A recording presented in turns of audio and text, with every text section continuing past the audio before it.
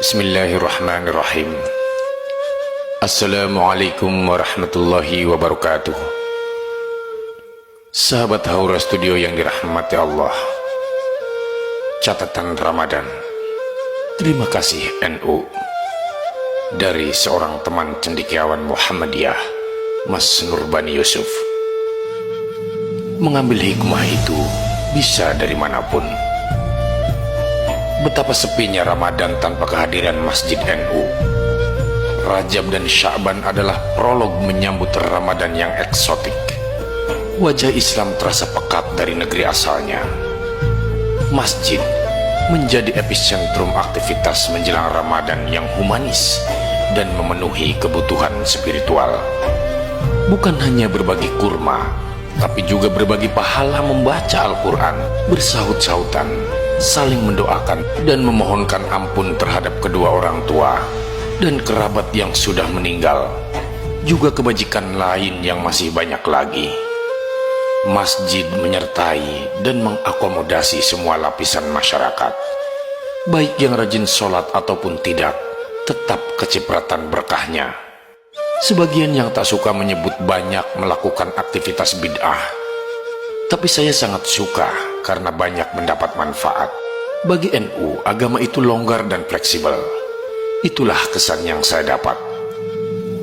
Dari masjid-masjid NU itu, saya bisa membedakan antara bulan biasa dan bulan Ramadan dengan aktivitas spesial seperti tadarus yang bersahutan, bedug yang ditabuh, mercon yang dibakar, tarhim yang dikumandangkan 5 menit sebelum azan sebagai tanda masuk sholat. Sungguh begitu indah. Dari Masjid NU pula saya dapat informasi kapan harus persiapan pulang sebelum sholat Jumat. Petani dan pekebun bersiap pulang. Saya juga bisa membedakan mana musola biasa dan mana masjid yang biasa menyelenggarakan sholat Jumat, karena alunan merdu Al-Quran pada mesin pengeras suara yang diperdengarkan sebelum sholat Jumat sungguh bijak. Pada setiap Ramadan, jujur saja saya akui bahwa masjid-masjid NU yang paling semarak dan makmur dengan berbagai aktivitas tadarus, solawatan, dibaan dan khataman. Anak-anak kecil hingga orang tua seperti parade mengaji, paling rajin mengingatkan tentang niat puasa esok hari dan membangunkan di waktu sahur. Berbagai pernik ditambahkan untuk membangun atmosfer Ramadan kian eksotik. Nyadran, megangan, malam selikuran, malam songo dan lain sebagainya. Berbeda dengan masjid-masjid lainnya, lampu dimatikan setelah sholat taraweh, jendela ditutup, pintu digembok rapat, masjid sepi aktivitas, jauh dari kata makmur. Ngaji harus di rumah, sebab mengaji di masjid usai taraweh dibilang bid'ah, tidak ada uswah. Masjid yang kaku dan formal, masjid diam 1000 bahasa, semua harus menunggu petunjuk langit karena takut dengan bid'ah. Namun sebaliknya masjid-masjid NU begitu kreatif dan inovatif. Mereka sudah selesai dengan definisi bid'ah. Dini hari menjelang subuh, jauh di pelosok dan penjuru kampung, masjid-masjid NU seperti digerakkan. Sahur, sahur, sahur.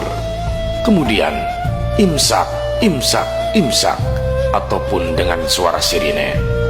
Kemudian tarhim bersahut-sahutan. Itu semua hanya ada di Masjid NU. Dan saya meski tidak sepaham ikut mendapat manfaat dari berbagai pertanda, meski ada yang bilang itu bid'ah. Tapi perlahan saya mulai akrab dan menikmati cara beragama yang humanis, semacam mengenang masa kecil di kampung halaman. Islam di tangan orang NU begitu humanis dan dekat dengan kehidupan. NU adalah Islam yang dipahami oleh Mbok Jum, Mbak Yutumiati, Kang Supingi, Kang Supardi ataupun Cak Nang.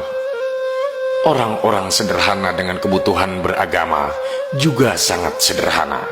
Tidak muluk-muluk, mereka orang biasa, hidup biasa, beragama juga dengan cara yang biasa.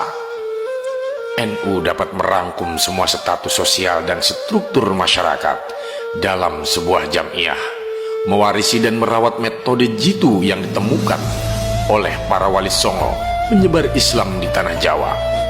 NU tidak melawan tradisi apalagi mengubah budaya, sebaliknya menjadikan tradisi dan budaya sebagai media dakwah yang menakjubkan. Definisi dan konsep bid'ah perlu diubah. Tidak setiap amal butuh dalil, dan tidak setiap yang tidak ada dalil disebut bid'ah.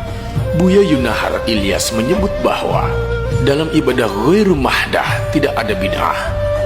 Profesor Din menyarankan memperbanyak bid'ah sosial agar beragama menjadi segar, tidak kering kerontang dari spiritualitas.